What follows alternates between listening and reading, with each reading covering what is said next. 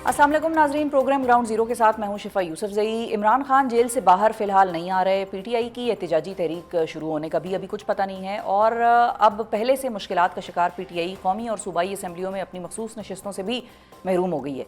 यानी यकनशुद दो शुद वाले मुहावरे में तरमीम के बाद पीटीआई के लिए यकनशुद तीन शुद कहना पड़ेगा। अदालती महाज पर पीटीआई को हालिया फैसलों में मिलने वाला ये दूसरा सेटबैक है, जबकि चंद रोज़ कबल ही लाहौर हाईकोर्ट 9 मई के 8 केसेस में इमरान खान की जमानत की दरख्वास्त भी मुस्तरद कर चुकी है। सुप्रीम कोर्ट के मखसूस नशिस्तों पर नजरसानी फैसले के बाद अब पार्लियामेंट में पीटीआई अरकान की पार्लिमानी हैसियत पर भी सवाल उठाया जा रहा है और पार्टी चेयरमैन गौहर खान के बकौल अब तमाम पीटीआई अरकान सुन्नी इत्तेहाद कौंसिल के मेंबर पार्लियामेंट तस्वर होंगे, जबकि सेक्रेटरी जनरल सलमान अकरम राजा का यह कहना है कि यह फैसला अभी होना बाकी है कि हमारे अरकान सुन्नी इत्तेहाद कौंसिल में शामिल होंगे या पीटीआई में ही रहेंगे। खैबर पख्तूनख्वा असम्बली में अगरचे पीटीआई 145 अरकान के ऐवान में 93 अरकान के साथ इस वक्त कंफर्टेबल पोजीशन पर है, मगर इन 93 अरकान में 35 अरकान इस वक्त ऐसे हैं जो कि आज़ाद हैसियत में मुंतखब हुए और अब भी वो आज़ाद ही हैं, जबकि इनकी सपोर्ट इस वक्त पीटीआई को हासिल है।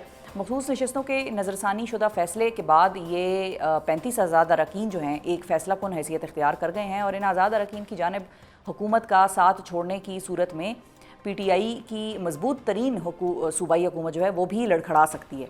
दूसरी जानिब वज़ीर आज़म शहबाज शरीफ सुप्रीम कोर्ट फैसले के बाद पीटीआई को मुज़ाकरात की दावत दे रहे हैं और एक बार फिर मेज़ पर बैठकर तमाम मसाइल का हल तलाश करने का मशवरा दे रहे हैं, जिस पर बाज़ाब्ता रद्द-ए-अमल अभी पीटीआई की जानिब से आना बाकी है। अदालतों में बज़ाहिर नाकामी और पार्लियामेंट के बाहर हिकमत अमली को अब तक भी शक्ल न देने वाली पीटीआई अब आगे कैसे बढ़ेगी, इस हवाले से हम बात करेंगे। हमारे साथ मौजूद हैं पाकिस्तान तहरीक इंसाफ की रुकन कौमी असम्बली और मेंबर कोर कमेटी शादाना गुलजार साहिबा। अस्सलाम वालेकुम शादाना साहिबा। अस्सलाम शिफा, कैसी हैं? अल्हम्दुलिल्लाह शादाना साहिबा, बहुत शुक्रिया। सबसे पहले तो ये बताइए कि जो ये मखसूस नशिस्तों का फ़ैसला पीटीआई के ख़िलाफ़ आया, वैसे तो जो हालात ग्राउंड पे नज़र आ रहे थे या जो पीटीआई के साथ मामला रवा रखा जा रहा था, उससे एक बहुत सारे लोगों को इस चीज़ का खदशा ज़रूर था कि शायद ये सीटें पीटीआई को नहीं मिलती। Now that everything is clear कि भाई पीटीआई से सीटें ये ले ली गई हैं और दीगर जमातों को अब जाएंगी। What do you foresee for PTI? What is the greater plan? करना क्या है पीटीआई के साथ, आपको क्या नज़र आता है? बहुत शुक्रिया शिफा। देखें, आपने देख लिया कि इमरान खान को हटाया गया, बाइडेन के कहने पे घुटने टेक लिए गए, एक न्यूक्लियर आर्म कंट्री की नाक कटवा दी गई ग्लोबली। फिर उसके बाद आपने 9 मई का ड्रामा देखा, फिर आपने 24 फरवरी का इलेक्शन देखा, जिसमें नए ड्रामाबाजों ने पुराने ड्रामाबाजों की जगह नए ड्रामाबाजों ने ले ली है। उन लोगों ने किस तरीके से 8 फरवरी के इलेक्शन को 9 फरवरी में एक हमारी जीत को हार में पाके बना दिया। लेकिन एक बात याद रखें, पलटा वहां से हुआ है। इन लोगों ने एक जो इलेक्टेड गवर्नमेंट थी उसको हटा तो दिया, एक फ्लैश का बाजार एमएनएज एमपीए सेनेटर्स का लगा, कोई बिक गया, कोई बच गया, कोई रह गया, कोई चला गया। जो उन्होंने 8 फरवरी 2024 को किया, वो उन्होंने अवाम का गला घोंट डाला कि यू डोंट मैटर, और आपने फिर बात देख लिया।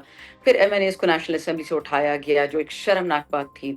फिर उसके बाद ये नया ड्रामा कि जी रिजर्व सीटें इन्होंने दे दी हैं उन पार्टीज को। अब केपी में आप देख लेंगे 15 लोग हैं एमपीएज और 23 उनको रिजर्व मिल गई हैं। That is the most hilarious thing I have ever seen. आपको 4 एमपीएज पे या 4 एमएनएस पे एक खवातीन की या माइनॉरिटीज की रिजर्व सीट मिलती है। तो माशाल्लाह इन लोगों ने तो मैथमेटिक्स में भी ये डफर्स हैं, हर चीज में ये लोग मैट्रिक फेल हैं। लेकिन what they proven to the people of Pakistan के हम चोर हैं, हम आपके पैसे भी लेंगे, आपके टैक्सेस भी खाएंगे, आपके इलेक्टेड नुमाइंदों को असेंबली में आने भी नहीं देंगे, आपके इलेक्टेड नुमाइंदे को हम जेल में डालेंगे। So it is not about PTI anymore. अब जो बांग्लादेश का सिनेरियो था, 6 महीने में होता है, साल में होता है, 2 में होता है, मुझे नहीं पता, बट अब ये अवाम निकलेगी डंडे जूते बंदूक लेके, क्योंकि इन लोगों ने पाकिस्तानी अवाम का, उनके बच्चों का गला घोंट दिया, क्योंकि उनको मरियम और बिलावल को हर हाल में चोर बच्चों की, चोर औलादों को ताकत में रखना है। So the game is no longer about PTI और लाहे-अमल इमरान खान क्या करेगा, अब अवाम करेगी। क्या अवाम को अपनी आज़ादी चाहिए कि उनको अपनी गुलामी चाहिए, उनका अपना फैसला होगा और पाकिस्तान भी उसी तरह से चलेगा। लेकिन are you going to wait for the Awam to come out? Not at all. देखें, हम तो 25 में 2022 से एक दिन नहीं बैठे। मुझ पे इस वक्त 45 पर्चे हैं, कुछ मरियम बाजी से, कुछ बाकी चोरों से, पैका में है, एटीसी में है। दहशतगर्द तो खुला घूम रहा है, कभी बनू में बच्चों को मार रहा है, कभी वजीरिस्तान में मार रहा है, कभी बाजावड़ में मार रहा है। दहशतगर्द के इनकी तो हिम्मत नहीं कि उसके हाथ में गिरबान में हाथ डाले। ड्यू थिंक जो मिनिस्ट्री चलाता है ख्वाजा आसिफ, उसमें हिम्मत है कि दहशतगर्द को कुछ कहे? सवाल ही पैदा नहीं होता। या मोहसिन नकवी की जो मिनिस्टर के वो चोर को पकड़े? नॉट एट ऑल, वो पीटीआई को पकड़ते हैं। ہمیں تو پتہ ہے کہ ان کا نشانہ ہم پہ ہے، بٹ ان کے ساتھ جو ہوگا وہ بھی آپ دیکھ لیں گے. کیونکہ عوام نے تو شاندانہ صاحبہ، عوام نے تو 8 فروری کو بتایا کہ وہ کیا چاہتے تھے. عوام کا پروبیبلی یہ مطلب شعور کہہ لیں یا سب سے بڑی ایک سافٹ موومنٹ بھی ہوتی ہے نا، عوام کا وہ سافٹ ریولوشن تھا کہ بھئی پاکستان، جس پارٹی کے پاس پولیٹیکل، بلہ نہیں تھا، بالکل. کسی طریقے سے بہت سارے ایسے راستے تھے جو بند کیے گئے پی ٹی آئی کے لیے، لیکن عوام نے بتا دیا کہ بھئی ہم کیا چاہتے ہیں. لیکن پی ٹی آئی کے حوالے سے میں اس لیے پوچھ رہی ہوں کہ پی ٹی آئی کی طرف عوام بھی دیکھتی ہے، چاہے ورکر ہو، سپورٹر ہو، وہ آپ کے حلقے کا ہوگا، کسی اور حلقے کا ہوگا، وہ دیکھے گا اپنے ایم این اے کی طرف، اس نمائندے کی طرف جس کو اس نے ووٹ ڈال کر تو یہ بتا دیا کہ بھئی میں تمہارے ساتھ ہوں، لیکن اب تم میرے لیے کیا کر رہے ہو، یا تم اب آگے کس طرح سے بڑھو گے تاکہ مزید ہم تمہیں جوائن کریں. تو وہ چیز معاملہ جو ہے وہ بیچ میں پھنسا رہا. لیکن خیر اس پوائنٹ پہ ہم آتے ہیں. ابھی جو یہ مخصوص نشستوں کا یہ سارا فیصلہ آپ بتا رہی ہیں کہ وہ جو بندے ٹوٹے گئے اور توڑے گئے اور کوئی چھوڑ کے چلا گیا، کوئی آگے آ گیا، کوئی پیچھے آگے رہ بھی گیا. ٹوٹیں گے، آگے بھی ٹوٹیں گے. اچھا، یہ آپ کو لگ رہا ہے کہ یہ آگے کی کاروائی بھی ایسی ہوگی، بیکاز آپ کا سٹیٹس ابھی کلیئر نہیں ہے کہ یہ پی ٹی آئی کی طرف جائیں گے یا سنی اتحاد کونسل کی طرف جائیں گے. دیکھیں شباب نے 3-4 باتیں کی، میں چاروں کا جواب دیتی ہوں. نمبر 1، 8 فروری کو سافٹ ریولوشن نہیں آیا تھا، یہ ہارڈ ریولوشن تھا. مشکل سے ہم 10-15 لوگ تھے جو الیکشن میں کیمپین کر رہے تھے، باقی تو سارے چھپے ہوئے تھے. نہ ہمارا کوئی اس وقت یار تھا، نہ مددگار تھا، نہ پیسے دینے والا تھا، نہ کوئی پوچھنے والا تھا. ہم نے اکیلا کیا. ہمیں بام تھریٹس تھیں، آپ کو تو پتہ ہی ہے. ہمیں مرڈر تھریٹس تھی، ہمیں ٹیررسٹ تھریٹس تھے. میرا حلقہ ان اینی کیس ماشاءاللہ جب جہاں بھی تیل نکلتا ہے، کوئلہ نکلتا ہے، گیس نکلتا ہے، تو طالبان یا جج یا ایکسٹریمسٹ جو بھی ان کو کہیں، وہ سب سے پہلے وہاں پہنچ جاتے ہیں. ان کو لوکیشن کون دیتا ہے مجھے بھی پتا ہے، آپ کو بھی پتا ہے، ٹھیک. تو یہ کہنا کہ وہ سافٹ ریولوشن تو سافٹ تو بالکل بھی نہیں تھا. پاکستان کی عوام نے جان ہتھیلی پہ رکھی، وہ نکلے. ان لوگوں نے یہ کیا ہے اس بجٹ میں. میں آپ کو صاف صاف بتا دوں، 20% ٹیکس غریب کی زندگی کے ہر مرحلے پہ لگا دیا ہے، کھانے پہ، پیٹرول پہ، اسکول پہ، میڈیسن پہ، ہسپتال پہ. اب یہ بات سیاسی نہیں رہی. میں کب سے کہہ رہی ہوں، بات عمران خان کی نہیں، یہ بات پی ٹی آئی کی نہیں ہے، یہ بات پاکستان کی ہے. تو ہاں، اگر عوام چاہتی ہے کہ پاکستان کا نظام بدلے، ان کو نکلنا پڑے گا. عمران خان کے لیے نہیں، اپنے بچوں کے حق کے لیے، ورنہ یہی ان کو 70 سال اگلے گزارنے پڑیں گے. رہے میرے حلقے کی بات، میں نے آپ کو کلیئرلی بتا دیا کہ میرے حلقے میں 1.5 سال سے کیا ہو رہا ہے. میری عوام کو اچھی طرح پتہ ہے کہ میں ان کے لیے کتنا بھاگتی ہوں. میرے حلقے، اور وہ میرے ورکر نہیں، عمران خان کے ورکر ہیں. میرے حلقے میں لوگوں کو پتہ ہے کہ 4 اکتوبر میں ہمیں تو اجازت نہیں تھی جانے کی ڈی چوک 4 اکتوبر میں، کیونکہ وہ 26ویں آئینی ترمیم آئی تھی. تو ہمیں کہا تھا میں نے، اس کو کوئی نہیں جائے گا وہاں پہ. میرے ورکر، ان کو جیلوں سے نکالا. جو 26 نومبر میرے حلقے کے ورکر تھے ان کو نکالا.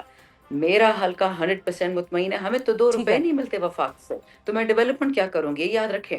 ایم این اے بھی فرق ہوتا ہے، ایم پی اے میں بھی فرق ہوتا ہے. اور ابھی جو 27ویں ترمیم یہ آ رہی ہے، میں نے تو سنا ہے کہ جو لوگ 26ویں ترمیم میں منہ کالا کر کے چلے گئے تھے، مزید کچھ اور منہ کالا کریں گے.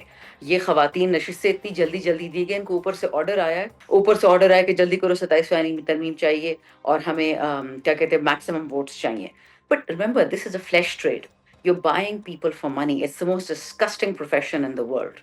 And our so-called honorable elected MPs and MNAs and senators are a part of it. But it just shows you, this is what Form 47 people do. This is their pesha. This is there پیشہ. ٹھیک ہے. تو اب ظاہر ہے کہ یہ ساری سچویشن تو آپ لوگ دیکھ رہے ہیں کہ یہ اب رائٹنگ آن دا وال ہے کہ 27th امینڈمنٹ بھی آنی ہے. اچھا، ساتھ ہی جو بجٹ کا آپ نے ذکر کیا اس میں فاٹا جو مرجڈ ڈسٹرکٹس تھیں جن کو سابقہ اس فاٹا کے ہم پیسے کہتے تھے، نہیں دیے. اور کہ اس کو مریم اب صاحبہ نے 10 کھرب کھا لی ہے نا، تو مریم کے 10 کھرب بھی تو پورے کرنے ہیں نا. اچھا، ویسے آپ نے اچھا پوائنٹ ویسے نکالا 10 کھرب والا، لیکن کے پی کی گورنمنٹ کے اوپر بھی کرپشن کے الزامات لگ رہے ہیں، تو وہ خیر بات ہم بعد دیکھیں، میں کریں کے گے. پی میں اور مریم نواز میں یہ فرق ہے. یہ کسی موروثی خاندانی حکومت نہیں ہے، یہ پی ٹی آئی کی ہے. پی ٹی آئی میں پہلے جتنے بھی چور تھے، علیم خان، جہانگیر ترین، ان کو لات مار کے خان صاحب نے نکال دیا. ابھی جو کے پی کے میں چوری کرے گا اس کو بھی لات ملے گی. فرق یہ ہے، یہاں پہ شاباشی ملتی ہے بیٹی صاحبہ کو کہ آپ نے صرف 10 کھرب چرائے. ابھی تو اب زرداری سے بہت پیچھے ہیں، تھوڑا اور چرا لیں. یہ یہاں چکر، فرق یہ ہے. اچھا، اب وہ جو فاٹا کی ہم بات کر رہے تھے، فاٹا کے حوالے سے بھی فیصلہ بجٹ میں یہ ہوا ہے کہ فاٹا کا اسپیشل سٹیٹس جو ٹیکس کا تھا، ٹیکس فری زون کے طور پر، وہ بھی ختم کر رہے ہیں، اور اس کو بھی آگے آنے والے وقتوں میں وفاق کے انڈر شاید لے کر آ رہے ہیں. 27ویں ترمیم کے حوالے سے یہ بھی ہم بعض سن رہے ہیں. یہ اس کا آپ naturally G J U I F کو کیسے خوش کیا جائے گا؟ ساری اسمگلنگ تو مرجڈ ایریاز میں فاٹا میں ہوتی تھی. خیر یہ نہیں ہے کہ اسمگلنگ وہاں رک گئی ہے، لیکن تھوڑی بہت ٹرانسپیرنسی آ گئی ہے، اسکول اسپتال آ گئے ہیں. تو کوئی پاگل ہے کہ وہاں پہ چاہے گا کہ جہاں پہ یورینیم ہے، سونا ہے، نیفرائٹ ہے، کرومائٹ ہے، وہاں پہ تبدیلی آئے؟ وہ تو چاہتے کہ ہمارے پہلے پہاڑوں میں گھس کے ہمارے لوگوں کو مارتے تھے، تو ہمارے گھروں میں گھسنا چاہ رہے ہیں. گیم ساری مائنز اینڈ منرلز کی ہے. Please don't get it wrong. اور یہ یاد رکھیے گا، یہ جو ڈرامے بازی ساری ہو رہی ہے نا 27ویں ترمیم کی، ان لوگوں نے ٹرمپ سے بڑے بڑے وعدے کیے، امریکہ سے، باقی یورپ سے، کہ خان نہ نکلے ہم پورا پاکستان آپ کو دے دیں گے، بٹ خان جیسے نہ نکلے. ٹھیک ہے، تو اب خان صاحب کا اندر رکھنے کا کیا نقصان ہو رہا ہے پارٹی کو؟ جو مجھے نظر آ رہا ہے وہ یہ ہے کہ when the cat is away mice play. تو اس وقت جو پی ٹی آئی میں آپس میں آپ لڑائی جھگڑا یا اختلافات دیکھتے ہیں، آلدو بات اس پہ اس لیے کرنی بنتی ہے کہ لوگ عوام، پھر میں وہی کہوں گی بات کہ بہت سارے لوگ سٹل بھی آپ لوگوں کی طرف ہی دیکھیں گے کہ بھئی ان کی طرف سے کوئی ایسا ہی ڈائریکشن آئے. وہ نکلنے 26 نومبر کو دیکھیں جو بھی ہوا، اس کے باوجود بھی آپ لوگوں کے بہت سارے لوگوں سے، ورکر سے ہم بھی کنیکٹڈ ہیں، وہ یہ ابھی بھی بتاتے ہیں کہ یہ دوبارہ کہیں گے، ہم دوبارہ نکلیں گے. لیکن وہ نکالنے والی، ایبسولوٹلی وہ جو تحریک ہے وہ نکال نکالنے دیکھا والی. آپ اس کی. میں آپ کو یہ بتا دوں، نکالنے والی الحمدللہ قوت ایک اللہ کی ذات ہے، لیڈر عمران خان ہے، اور ہم M N As M P As اپنے حلقوں کو نکالیں گے، اس کی ہمیں کوئی فکر نہیں ہے. ٹھیک ہے. ایشو اس وقت یہ ہے، خواجہ آصف نے یہ ڈرامہ کیا تھا جب یہ پہلگام والا ان کا تھا، تو اس میں اس نے یہ بات کہی تھی کہ عمران خان کو نہیں ہونا چاہیے اڈیالے میں، کیونکہ اڈیالے میں خطرہ ہے کہ انڈیا سے میزائل آ سکتے. اڈیالے میں کیوں آئے؟ پاکستان میں اور کوئی جیل نہیں ہے. سو یہ ان کی گندی گیمز چل رہی ہیں، کوشش کرتے ہیں کہ کسی نہ کسی طریقے سے خان کو جانی یا مالی نقصان پہنچے، چاہے وہ اڈیالے میں پہنچے. کبھی کہتے ہیں دبئی چلے جاؤ، کبھی کہتے ہیں لندن چلے جاؤ، زمان پاک چلے جاؤ، بنی گالا سی ایم ہاؤس. They God forbid intend to get rid of Khan. لیکن یہ یاد رکھیں، فرعون کو بھی یہ نشہ تھا، نمرود کو بھی یہ تھا، ان سب جالود کو بھی تھا کہ ہم خدا ہیں، خدا سے بڑے. کیونکہ ان کے پاس بھی چلو جیپیں نہیں تھی، بٹ ان کے پاس بندوقیں تو تھی، نہ پیسہ تو تھا، نہ طاقت تو تھی. تو ابھی والوں کو بھی یہی نشہ ہے، بات صرف نشے کی ہے. دے کین ڈو لٹل اور نتھنگ. ان کو پتا ہے کہ پاکستان از کوئکلی اباؤٹ ٹو گو بیلی اپ. یہ جو $75 ارب ایس آئی ایف سی نے لے کے آنے تھے، $1 ارب بھی نہیں آیا. $1 ارب کیا کہتے ہیں آئی ایم ایف سے لے کے اپنی ناک کے زمین پہ نہ کرتے ہیں. They are bloody embarrassed. China کچھ نہیں دے رہا، امریکہ کچھ نہیں دے رہا، یورپ کچھ ٹھیک نہیں ہے، دے رہا. امریکہ اور وہ یورپ بات صحیح ہے آپ کی. مائی باپ کیوں نہیں دیتے ان کو؟ ٹھیک ہے، وہ تو آپ کی بات صحیح ہے کہ بہت سارے مسائل گورنمنٹ کو درپیش ہیں، لیکن گورنمنٹ بڑی کمفرٹیبل ہے کیونکہ مسائل کی دوسری بات طرف سے. نہیں ہے، ایگزسٹینشیل کرائسس ہے. شفا، پاکستان رہے گا کہ نہیں رہے گا، یہ مسائل نہیں ہوتے ہیں، یہ ایگزسٹینشیل کرائسس ہے آپ کا. لیکن وہ بڑی کمفرٹیبل نظر آ رہے ہیں نا. یہی تو ہم کہہ رہے ہیں کہ گورنمنٹ کو جو مین دیکھو اپوزیشن جماعت ہے جس نے ان کو ٹف ٹائم دینا تھا، اس جماعت کے وہ کبھی ہاتھ کاٹتے ہیں، کبھی پاؤں کاٹتے ہیں. جماعت آپس میں اندر لڑ کاٹ رہی لینا کوئی ہوتی ہے فرق تو نہیں پڑتا، کوئی فرق نہیں پڑتا. دیکھیں یہ تو بھٹو صاحب کے ٹائم پہ ہوا تھا کہ سب اچھا ساری پارٹی ایک پیج پہ تھی اور بھٹو صاحب کو پھانسی ہو گئی. The fact that P T آئی میں لوگ زندہ ہے، خان کا ورکر زندہ ہے، ہم بات کرتے ہیں، ہم کھل کے کرتے ہیں. وی ڈونٹ کیئر کہ آگے سامنے کون کھڑا ہے. ہم عمران خان کے ورکر ہیں، عمران خان کو جواب دیں اور عمران خان کے لیے لڑتے ہیں. This is a sign that party ساری نہیں بکی and that means that Khan has an excellent chance. یہ یاد رکھیں، اگر ہم نون اور پیپل کی طرح ہوتے سب اچھا، یا ڈیل ہو گئی ہوتی یا خدا نہ خواستہ خان کو سزا ہو گئی ہوتی. ان کی جانیں نکلی ہوئی ہیں. میری بات سنیں، اگر یہ اتنے کانفیڈنٹ ہوتے کہ ان کے حالات اچھے ہیں، یہ کیا بلاول کی ٹیم کو کابینہ میں لے کے آتے؟ کل اناؤنسمنٹ ہوئی ہے. اگر ان کی گورنمنٹ اتنی اسٹرانگ ہوتی تو کیا بلاول کو کابینہ میں لانے کی ضرورت تھی؟ ٹھیک ہے. ریڈ بٹوین دا لائنز، یہ بہت ہی بزدل کاہل لوگ ہیں. Nothing will last forever، لیکن یہ سخت دن ہے، اس میں سے گزرنا پڑے گا. We have to go through this to get to the other side. ٹھیک ہے. اور اس میں ایک چیز جو مسنگ نظر آتی ہے وہ ہے one voice. Can P T I speak with one voice? کیونکہ بہت سارے لوگ ایسے ہیں، مثال کے طور پہ جب میں کرپشن کی بات کری تھی تو تیمور جھگڑا کے خلاف مقدمے بنے ہوئے ہیں، کرپشن کے حوالے سے ان سے انکوائریاں ہو رہی ہیں. تو جب ایک سی ایم کے حوالے سے ہم کہہ سکتے ہیں کہ بھئی اتنا کھل کے اس نے ایک محاذ اپنے ایک سابق وزیر خزانہ کے خلاف کھولا ہوا ہے، اور وزیر خزانہ کو بھی پھر اس کو جواب دینا پڑتا ہے. حالانکہ جھگڑا was on my program last week, اور انہوں نے کہا کہ میں مطلب اس کے باوجود کہ میرے اوپر یہ سب کچھ ہو رہا ہے، میں عمران خان کے لیے ظاہر ہے میں اس کا ورکر ہوں، میں اس کے ساتھ بھی کھڑا ہو جاؤں گا. آج میں اڈیالہ گیا اور میں ان کے ساتھ، خان نے میری ایک کمیٹی میں مجھے شامل کیا اور میں بیٹھوں گا اس کمیٹی میں، لیکن میں بھولا نہیں ہوں، لیکن میں بیٹھوں گا. تو کیا پی ٹی آئی کو آپ بھی مشورہ دیں گی، یا آپ کا بھی یہ خیال ہے کہ P T I should speak with one voice جب تک خان صاحب باہر نہیں آ جاتے؟ بعد میں پھر بے شک اپنی جو بھی مسائل ہیں وہ خان صاحب کے سامنے رکھے کہ خان صاحب آپ فیصلہ کر دیں کہ اس نے ٹھیک کیا یا میں نے غلط کیا، جو بھی ہے آپ بتائیں. لیکن اس سے فوکس شفٹ ہو جاتا ہے جب ہم خبروں کے بھی، آپ کو پتہ ہے کہ جس طرح سے نیوز انوائرمنٹ یا نیوز انڈسٹری چلتی ہے، جب تیمور جھگڑا پہ کیس کھل جائے گا تو پھر لوگ عمران خان کے بارے میں رہائی کی بات پوچھیں گے نہیں، وہ یہ کہیں گے کہ اچھا جھگڑا صاحب آپ نے کتنی کرپشن کی یا کتنا مال بنایا. تو فوکس شفٹ ہو جاتا ہے ان اختلافات سے. جنید اکبر صاحب جب کہتے ہیں نہیں you can not compare Junaid Akbar, Taimur Jhagra, Shandana Gulzar, Ali Amin to Imran Khan. Different ball game altogether. پہلی بات. دوسری بات، آپ کی یونٹی بات بالکل صحیح، یونٹی ہونی چاہیے، لیکن وہ ہے، ہم سب اس بات میں متفق ہے کہ واحد لیڈر ہے وہ عمران خان ہے. تیسری بات، پی ٹی آئی میں اگر سوال جواب کا ایک پروسیس ہے جو باقی پارٹیوں میں نہیں ہے، کیا وہ ہم ختم کر دیں؟ مجھے بتائیں ابھی تک جو کہتے تھے بزدار چور ہے، فرح گوگی چور، ان پہ کیسز کیوں نہیں ہوئے؟ کون ان کو بچا رہا ہے، پروٹیکٹ کر رہا ہے؟ خان تو جیل میں ہے۔ اگر پی ٹی آئی میں سوال جواب ختم ہو گیا تو پھر ہم میں اور اکاؤنٹیبلٹی نون اور ختم ہو پیپل گئی۔ میں کوئی فرق نہیں رہے گا، ہر چیز سائڈ بائی سائڈ چلے گی۔ آئی ایم کانفیڈنٹ کہ تیمور جھگڑا اپنا کیس پروو کر پائیں گے، کہ جو بھی ویلیگیشنز ہیں وہ ان کو کلیئر کر لیں گے۔ دیکھیے ہم موروثی نہ تھے نہ کبھی ہوں گے، عمران خان نے 100 دفعہ یہ بات کی ہے کہ نہ ہم موروثی ہیں نہ ہم موروثی ہوں گے، اور نہ ہم موروثیت کو مانتے ہیں۔ پیپل، نون اور پاکستان تحریک انصاف میں فرق یہی ہے۔ سو جو بھی ہوگا خان کی مرضی سے ہوگا، جب بھی ہوگا۔ I can assure you Khan صاحب اس وقت جو میں جانتی ہوں، جس خان کو میں جانتی ہوں، وہ ابھی بھی اپنی انگلیوں کے اشاروں پہ لوگوں کو نچوا رہا ہے۔ کیوں وہ کوائٹ ہے، کیا وہ دیکھ رہا ہے، وہ ان کے دل میں کچھ راز ہیں جو کسی کو نہیں پتا۔ میں تو 1 سال سے خان صاحب سے ملی بھی نہیں ہوں، وہ جو کرنیل ہے جو نہیں ٹھیک، ملنے دیتا، باقیوں کو تو ملاتا ہے، مجھے نہیں ملاتا۔ سو آئی کین اشور یو کہ یہ ساری چیزیں اپنی جگہ آہستہ آہستہ the dust will settle، because دیکھیں either باجوہ will survive، یا باجوہ قوتیں سروائیو کریں گی یا پاکستان کرے گا۔ اس وقت حالات اتنے خراب ہیں۔ بالکل ٹھیک ہے جی، بہت شکریہ ادا کریں گے شاندانہ گلزار صاحبہ ناظرین ہمارے ساتھ موجود تھیں، اور جو بھی ان کا سٹانس تھا پی ٹی آئی کے حوالے سے، پاکستان کے حوالے سے، سیاست کے حوالے سے، وہ آپ نے سنا، آپ نے جانا۔ اور اب پروگرام میں ذکر سوات میں بروقت ریسکیو نہ کیے جانے کے باعث ان 12 انسانی جانوں کے ضیاع کا اور اس اندھوناک سانحے کی بازگشت مسلسل چوتھے روز سنائی دینے کا۔ 27 جون کو دریائے سوات میں اچانک سیلابی ریلا آنے کے بعد کل 17 افراد ڈوبے تھے، جن میں 4 کو بچا لیا گیا تھا، جبکہ 12 افراد کی لاشیں بعد میں دریائے سوات میں سے نکالی گئی تھیں۔ آج اس سانحے کے چوتھے روز بھی ڈوبنے والے ایک بچے کی تلاش دن بھر جاری رہی، اور اس ریسکیو حکام کے مطابق مختلف مقامات پر سرچ آپریشن جاری رہا ہے۔ اس سانحے پر صوبائی حکومت کو خاصی تنقید کا سامنا کرنا پڑا ہے، اور ڈوبنے والے افراد کے لواحقین کا یہ موقف ہے کہ متاثرین 1.5 گھنٹے تک ریسکیو کیے جانے کا انتظار کرتے رہے، مگر مدد ان تک نہ پہنچ سکی۔ آج ہی مشیر اطلاعات خیبر پختونخوا بیرسٹر سیف کا یہ دعویٰ سامنے آ گیا ہے کہ واقعے کے دن موسم خراب تھا، اس لیے ہیلی کاپٹر کو ریسکیو کے لیے استعمال نہیں کیا جا سکتا تھا، کیونکہ وہ حادثے کا شکار ہو سکتا تھا۔ بیرسٹر سیف کے بقول 27 جون کو طغیانی کے باعث دریائے سوات سے 80 لوگوں کو بچایا گیا۔ سانحہ سوات کے حوالے سے اب مزید کیا حقائق سامنے آ رہے ہیں اور مزید کیا اپڈیٹس ہیں، اس حوالے سے بات کرنے کے لیے ہمارے ساتھ سوات سے موجود ہیں سینئر صحافی شیریں زادہ صاحب، جو کہ اس واقعے کی لمحہ بلمحہ رپورٹنگ کرتے رہے ہیں۔ السلام علیکم شیریں زادہ صاحب۔ وعلیکم السلام، بہت شکریہ جی۔ بہت شکریہ شیریں زادہ صاحب، آپ نے وقت نکالا اور لمحہ بلمحہ آپ اس سارے واقعے کی رپورٹنگ کرتے رہے ہیں۔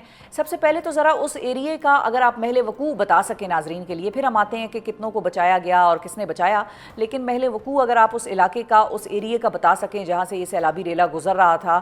ہمارے پشتوں میں تو اس کو ویسے خوڑ کہا جاتا ہے کہ وہ خوڑ آ گیا ہے تو بس وہ اچانک سے آ جاتا ہے، تو کیا یہ پانی بھی اچانک سے آیا تھا، کوئی الرٹس تھے؟ ذرا پہلے ایریے کا بتائیں اور پھر یہ بھی بتائیے گا۔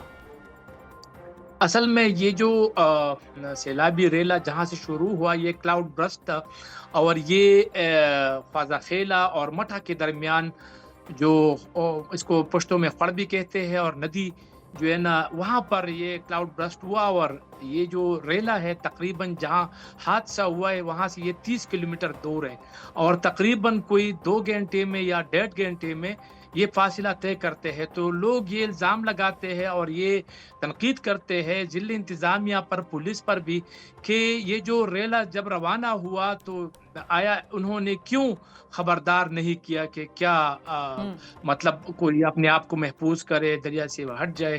لیکن یہ ایک علیحدہ بات ہے، جو اہم بات ہے وہ یہ ہے کہ یہ جو دریائے سوات ہے اس کے ساتھ جہاں واقعہ رونما ہوا ہے وہاں پر واکنگ ٹریک بن رہا ہے، تو اچھا، محکمہ ایریگیشن نے دریا کو کنورٹ کرنے کے لیے وہاں پر بند باندھا تھا، یعنی وہاں پر وٹا، یعنی پشتوں میں اس کو وٹا کہتے ہیں، بند بھی کہتے ہیں اور پشتے بھی کہتے ہیں۔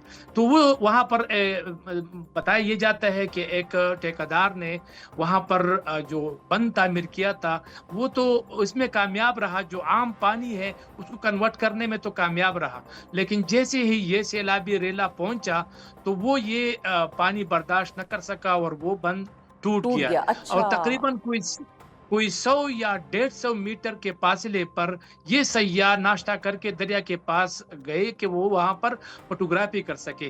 جب یہ سیاح وہاں جا رہے تو بالکل پانی نہیں تھا۔ ان میں سیاحوں کا بھی قصور نہیں ہے، کسی اور کا بھی قصور نہیں ہے، اگر قصوروار ہے تو محکمہ اریگیشن وہ ٹھیکیدار جس نے وہ بند بنایا ہے وہ بند اچانک ٹوٹ گیا تو سیاحوں کو موقع ہی نہیں ملا کہ وہ وہاں سے کیسے نکلے. وہاں پر جو دریائے سوات میں مائننگ کی جاتی ہے, یہ جو کرش مافیا ہے وہاں پر وہ ٹھیلے بناتے ہیں, ایک ڈیرا سا جو ہے نا وہ بناتا ہے, ٹھیلا بھی اس کو کہتے ہیں. تو وہ وہاں پر انہوں نے سمجھا کہ یہ محفوظ جگہ ہے. اس وقت وہ جو ٹھیلا تھا وہ اونچی لگ رہی تھی تو وہاں پر وہ یہ سارے فیملی جو ہے نا وہاں پر بیٹھ گئے اور کھڑے ہو گئے تاکہ انتظار کر سکے پانی کم ہو جائے گا.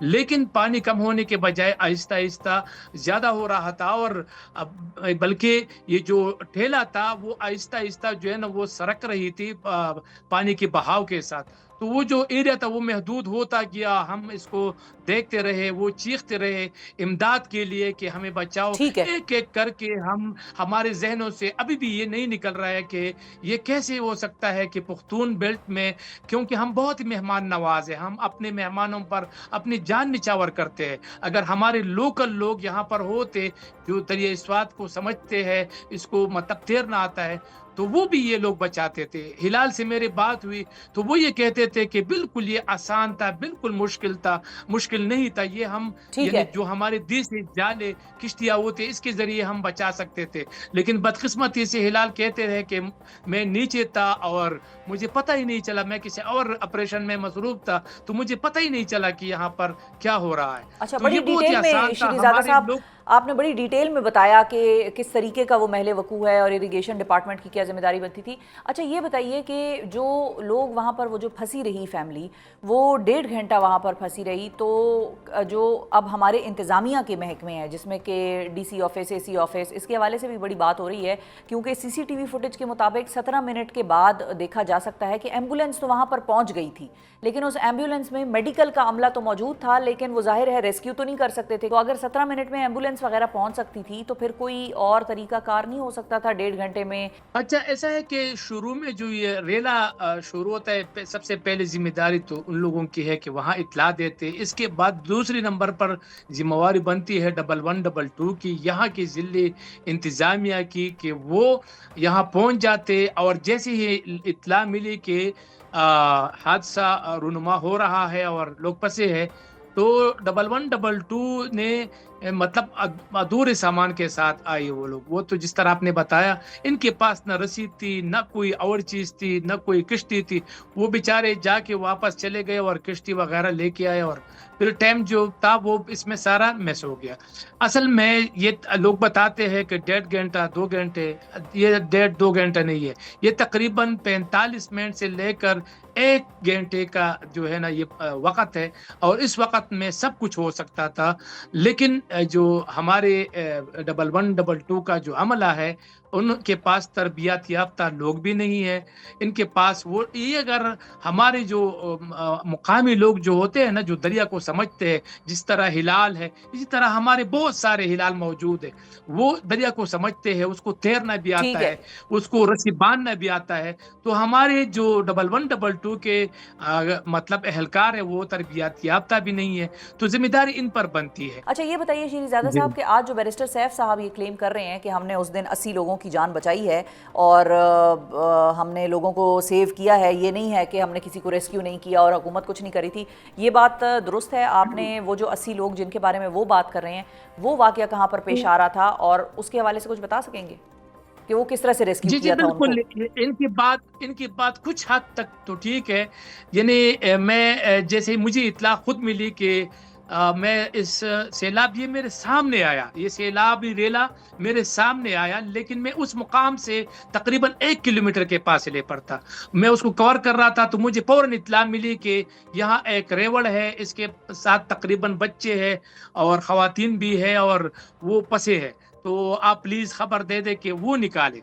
تو یہ ایک بات میں سمجھتا ہوں کہ 23 کے قریب وہ لوگ تھے جو دمغار کے مقام پر ایک ریوڑ تھا, اس کے ساتھ جو چرواہے ہیں اس کو ریسکیو کیا گیا ہے. اس طرح تقریباً 5-6 بندے یا 10 بندے مختلف مقامات پر ریسکیو ضرور کیا ہوگا. ہمارے اپنے جو اس دریا کو جانتے ہیں مقامی لوگوں نے بھی خود ریسکیو جو ہے نا لوگوں کو کیا ہے. ہلال نے بھی میرا خیال ہے کہ 1-2-3 لوگوں کو ریسکیو کیا ہے. تو یہ ایک ہے, لیکن 80 کے قریب ہوں گے یا 50 50 کے قریب ہوں گے. یہ تعداد طے کرنا میرا خیال ہے کہ یہ مشکل ہے. لیکن میں یہاں ایک سوال ضرور اٹھاؤں گا اور یہ بھی کہوں گا کہ انڈیا میں کیا کر رہی تھی. وہ بھی تو نیشنل ڈیزاسٹر مینجمنٹ اتھارٹی ہے, وہ کیا کر رہی تھی. اچھا میں ادھر ہی اس آنا چاہ طرح رہی تھی جی شیریں زادہ صاحب, میں جی ادھر ہی آنا چاہ رہی تھی کہ اب ظاہر ہے آپ کا ایک سیاحتی مقام سے تعلق ہے, ابھی تو آنا ہے مونسون کا فل بلون سیزن. ابھی تو یہ وہ والی بارشیں شروع نہیں ہوئی ہیں جبکہ باقاعدہ طور پر بارشیں بھی ہوں گی اور کلاؤڈ برسٹ بھی ہوں گے, فلیش فلڈز بھی آئیں گے, وہ سارا سیزن ابھی آنا باقی ہے. اب اس واقعے کے تناظر میں کیا وہاں کی لوکل انتظامیہ نے, این ڈی ایم اے نے, 1122 نے اپنے کوئی حفاظتی اقدامات مزید کیے ہیں کہ آنے والا وقت جب وہ سیزن آئے گا تو اس وقت کے لیے ان کی تیاری ہو؟ کوئکلی بالکل بتائیے گا. انہوں نے تیاری کی ہے, انہوں نے بالکل تیاری کی ہے. اور تیاری یہ ہے کہ کل سے انہوں نے ایک ریڈ الرٹ جاری کی ہے کہ وہ کہہ رہے ہیں کہ یہ جو بارشیں ہو رہی ہے آپ نے سیاحتی مقامات نہیں جانا. ہمارے جتنے بھی سیاحتی مقامات ہیں وہ خالی پڑے ہیں, یعنی کالام, ملم جبا, اسی طرح مہوڈنجل, دیگر جو علاقے ہیں ان کے اس ڈر کی وجہ سے لوگ نہیں آ رہے. حالانکہ ہماری مونسون کی بارشیں جو ہے نا وہ جولائی کے اینڈ میں شروع ہو جاتا ہے, اور اس وقت وہاں پر کوئی بارش ابھی تک مونسون کی ایک بھی بارش کالام میں نہیں ہوئی. تو یہی وہ ان کا جو ہے نا وہ اپنی ذمہ داری یہی ادا کرتے ہیں کہ واٹس ایپ گروپ میں اور ایک پریس ریلیز جاری کرتے ہیں. ان کی ذمہ داری ہے پھر ختم. کوئی ذمہ داری نہیں ہے, نہ تو پی ڈی ایم اے کی ہے, نہ ہی انڈیا میں کی ہے, نہ ہی وفاقی حکومت کی. چلو ہم مان لیتے ہیں کہ صوبائی حکومت نے بہت نااہلی کی, انہوں نے بہت ہی مطلب ایک غلط کام ہوا, انہوں نے یہ جو قتل عام ہوا ہے یہ قدرتی نہیں ہے, ان کی ذمہ داری ہم ڈال دیتے ہیں. لیکن یہ بھی تو ہے نا کہ وفاقی حکومت نے کیا کیا. ہمارے یہاں جو ان کا امیر مقام جو وفاقی وزیر ہے ان کا تعلق بھی اس علاقے سے ہے, تو کیا انہوں نے کچھ کیا ہے اس علاقے کے لیے کہ بر وقت وہ پہنچ جائے. کل بھی میں نے اپوزیشن لیڈر یہاں جو ڈاکٹر عباد اللہ خان ہے خیبر پختونخوا کے, میں نے وہ پریس کانفرنس کر رہے تھے تو میں نے سوال بھی اٹھایا تھا, تو وہ کہہ رہے تھے کہ امیر مقام صاحب کے پاس ہیلی کاپٹر نہیں ہے. تو میں نے کہا جب وہ کشمیر جاتے ہیں, گلگت بلتستان جاتے ہیں, ان علاقوں میں جاتے ہیں تو وہ کس چیز میں جاتے ہیں, وہ تو ہیلی کاپٹر میں ہی جاتے ہیں نا. تو یہ صورتحال بھی ہے. ہم بالکل صحیح ہے. تنقید کرتے ہیں اس وقت جو یہ صوبائی حکومت کو مسلسل تنقید کا جو نشانہ بنایا جا رہا ہے اس میں سیاست بھی انوالو ہے. اگر آپ دیکھیں حامد میر نے ایک ٹویٹ کی ہے کہ کل یا پرسوں ڈرون حملے میں تقریباً 60 یا 65 کے قریب مبینہ طور پر ڈرون حملے میں لوگ مرے ہیں, تو اس کو کوئی کوریج نہیں مل رہی ہے. اور یہاں مطلب ایک حادثہ ہوا ہے اور اس کو مطلب اس طرح ہائی لائٹ کیا جا رہا ہے. بہرحال یہ اپنی جگہ سیاست میں نہیں کرنا چاہتا, لیکن تھوڑا سا ان لوگوں کی بھی ذمہ داری ہے جو تنقید کرتے ہیں انہوں نے کیا کیا. اب آنے والے سیزن میں جس طرح آپ نے بتایا کہ اب مانسون سیزن آ رہا ہے تو وہ کیا کر رہے ہیں. بالکل صحیح. میں تو کچھ ایکٹیویٹیز نہیں دیکھ رہا ہوں. میں آپ یہاں کو پر یہ حفاظتی اقدامات نہیں دیکھ رہے, نہ وفاقی حکومت کے نہ صوبائی حکومت کے. بہت شکریہ, بہت شکریہ ادا کریں گے. شیریں زادہ صاحب سینئر صحافی ہیں, ناظرین تعلق رکھتے ہیں اور لمحہ بلمحہ رپورٹنگ کر رہے تھے وہاں سے, لمحہ بلمحہ لوگوں کو آگاہ رکھے ہوئے تھے. اور انہوں نے کہا کہ حفاظتی اقدامات کی صورت میں صرف ایک الرٹ ہے جو کہ واٹس ایپ گروپوں میں پریس ریلیز کی شکل میں جاری کر دیا گیا ہے اور اپنی ذمہ داری سے بری ذمہ ہو گئے ہیں. اس کے علاوہ کوئی حفاظتی اقدامات وغیرہ نہیں کیے جا رہے, ان کی نظر میں بہرحال نہیں ہے. اور جو تنقید کر رہے ہیں, تنقید کرنے والے بھی اس وقت سیاست کر رہے ہیں, ان کا یہ بھی کہنا تھا. اب پروگرام میں ذکر عافیہ صدیقی کیس میں حکومت پاکستان کی پسپائی کے حوالے سے سامنے آنے والے ایک اہم خبر کا, جس کے مطابق وفاقی حکومت نے امریکی عدالت میں عافیہ صدیقی کیس میں عدالتی معاونت کرنے اور فریق بننے سے انکار کر دیا ہے. آج اسلام آباد ہائی کورٹ میں عافیہ صدیقی کیس کی سماعت کے دوران ایڈیشنل اٹارنی جنرل نے عدالت کو بتایا ہے کہ حکومت نے امریکہ میں اس کیس میں فریق نہ بننے کا فیصلہ کیا ہے. اس پر جسٹس سردار اعجاز نے سوال کیا کہ کس وجہ سے یہ فیصلہ کیا گیا ہے اور اصل وجوہات کیا ہیں. اس پر ایڈیشنل اٹارنی جنرل نے کہا کہ حکومت کی جانب سے یہی فیصلہ کیا گیا ہے. جسٹس سردار اعجاز نے کہا کہ حکومت یا اٹارنی جنرل کوئی فیصلہ کریں تو اس کی وجوہات بھی ہوتی ہیں, بغیر وجوہات کے کوئی فیصلہ نہیں کیا جاتا. یہ آئینی عدالت ہے, ایسا نہیں ہو سکتا کوئی عدالت آ کر کہے فیصلہ یہ کیا ہے لیکن وجوہات نہ بتائے. آج کی سماعت کتنی اہم تھی اور اب حکومتی فیصلے کے بعد کی کیس کی قانونی حیثیت کیا رہ گئی ہے امریکی عدالتوں میں, اس حوالے سے گفتگو کرنے کے لیے ہمارے ساتھ موجود ہیں عافیہ صدیقی کیس میں عافیہ صدیقی کے وکیل عمران شفیق صاحب. السلام علیکم عمران صاحب. وعلیکم السلام. بہت شکریہ عمران صاحب, آپ نے وقت نکالا. سب سے پہلے تو یہ بتائیے کہ میں نے تھوڑا سا ناظرین کی نالج کے لیے ان کو تھوڑا سا آج کے ریمارکس اور آج کا مکالمہ تو بتا دیا, لیکن آج عدالت میں ادروائز ہوا کیا ان باتوں کے علاوہ, آپ کس طرح سے ریڈ کر رہے ہیں آج جو حکومت پاکستان نے کیا ہے؟ دیکھیے بڑی معمولی سی استدعا ہے، بڑی معصوم سی استدعا ہے عافیہ صاحبہ کی طرف سے، اور وہ یہ ہے کہ امریکہ کی عدالت میں آپ کا فریق بننا ضروری نہیں ہوتا۔ امریکہ کی عدالت میں عافیہ صدیقی صاحبہ کی طرف سے ایک درخواست دائر ہونے جا رہی ہے، جس میں عافیہ صدیقی نے عدالت سے یہ استدعا کرنی ہے کہ جو میرا ٹرائل ہوا تھا وہ بہت غلط انداز میں ہوا تھا اور میرے ساتھ بہت زیادتی ہوئی ہے، اور مجھے انسانی بنیادوں پر جو ہے وہ رہا کیا جائے۔ اس عدالتی درخواست میں جو عافیہ صدیقی کی طرف سے دائر ہوگی عدالت میں، امریکہ کی عدالت میں، امریکہ میں جو عافیہ صدیقی صاحبہ کے وکلاء ہیں ان کا یہ ماننا ہے، ان کی قانونی رائے یہ ہے کہ اگر اس مقدمے میں حکومت پاکستان فریق بنے بغیر محض ایک امائکس بریف داخل کر دے، جسے کہتے ہیں عدالتی معاونت کی درخواست، اور اس درخواست میں جو عافیہ صدیقی صاحبہ کی درخواست ہے اس کے مندرجات پر کوئی بحث نہ کرے، اس کی کوئی توثیق نہ کرے، کوئی تصدیق نہ کرے، محض اپنا کیونکہ اس کے لیے ضروری نہیں ہوتا کہ آپ پوری درخواست کی یا اس کی ایک ایک لائن کی اور اس کے مندرجات کی اور اس کی ایویڈنس کی حمایت کریں، آپ صرف یہ حمایت کر دیں اتنی کہ عافیہ صدیقی صاحبہ کو انسانی بنیادوں پر رہا کیا جائے۔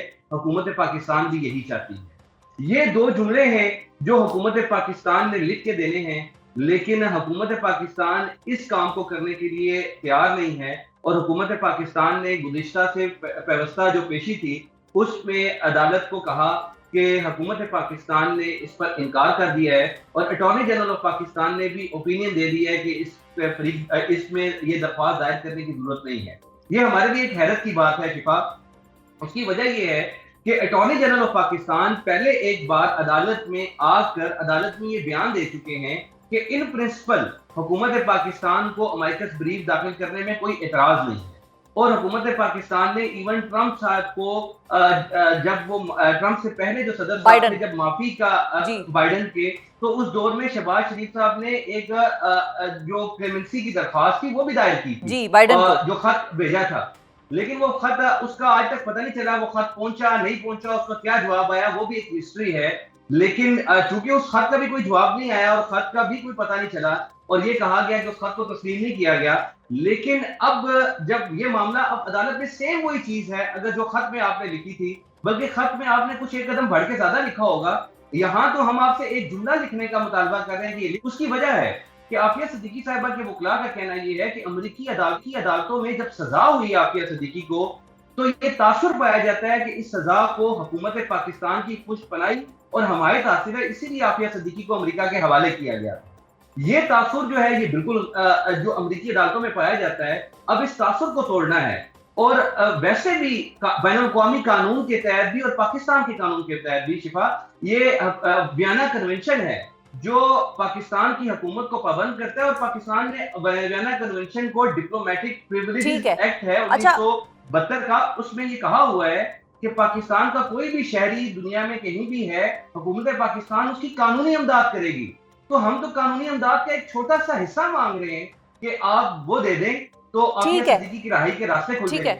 ٹھیک ہے عمران صاحب، اب آپ نے بڑی ڈیٹیل میں سمجھایا ہے کہ حکومت پاکستان نے پہلے کیا کہا تھا، اور بالکل کلیمنسی پٹیشن جب فائل ہوئی تھی تو ہم نے بھی کچھ وکلاء کے ساتھ اس پر اپنے پروگرام میں بات کی تھی۔ اب یہ بتائیے عمران صاحب کہ اب آج جو بھی ایڈیشنل اٹارنی جنرل نے عدالت میں بیان دیا، وجوہات نہیں بتائیں لیکن فیصلہ بتا گئے کہ بھئی ہم نے یہ فیصلہ کیا ہے، لیکن وجوہات نہیں بتا رہے تھے جج صاحب کے پوچھنے کے باوجود بھی۔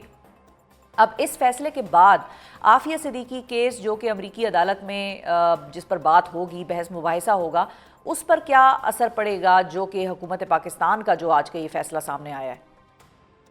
دیکھیں ہمیں حکومت پاکستان سے تو ایسا اس لیے ہم عدالت میں موجود ہیں، یہ جو فیصلہ ہے یہ کوئی حکومت پاکستان یہ ایک ریاست ہے، عدالت نے بھی یہی کہا، اور یہ ایک آئینی عدالت ہے۔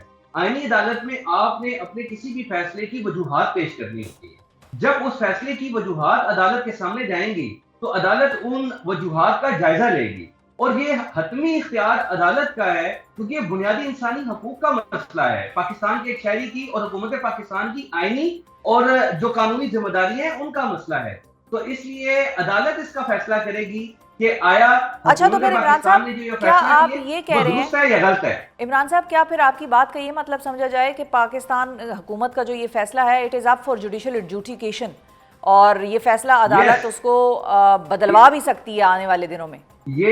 یس آنے والے دنوں میں عدالت اس کا جائزہ لے گی، اس لیے عدالت نے کہا ہے کہ ریزنز پیش کریں، ان ریزنز کا عدالت جائزہ لے گی اور اس کے بعد عدالت پاکستان کی فیصلہ کرے گی کہ حکومت پاکستان اس سے فرار اختیار کر سکتی ہے، پاکستان کے شہری کے آئینی اور جو بنیادی حقوق ہیں ان کی بجاوری سے جان چھڑا سکتی ہے کہ نہیں چھڑا سکتی، اور یہ کیا ریزنز آئین اور قانون کے دائرے میں معقول ہیں کہ نہیں ٹھیک ہیں۔ ہے، تو اس لیے جب عدالت فیصلہ کرے گی اس کے بعد عدالت کے فیصلے کو وہ جو بھی ہوگا وہ سب کو تسلیم کرنا پڑے گا، اس کو ماننا پڑے گا اور اس پر عمل درآمد کرنا پڑے گا۔ حکومت کی صوابدید پر یہ چیزیں نہیں چھوڑی جا سکتی۔ بہت شکریہ ادا کریں گے عمران شفیق صاحب، ناظرین ہمارے ساتھ موجود تھے، آج عدالت کا سارا حال احوال ہمارے سامنے شیئر کر رہے تھے، اور ساتھ ہی ساتھ انہوں نے اپنی ماہرانہ رائے بھی دے دی کہ جوڈیشل ایڈجوڈیکیشن بھی اس سلسلے میں ہو سکتی ہے کہ عدالت خود ہی ڈائریکٹ کر دے حکومت پاکستان کو کہ آپ اس معاملے سے فرار نہیں اختیار کر سکتے اور یہی آپ کی ذمہ داری بنتی ہے اور یہ کام آپ کو کرنا پڑے گا۔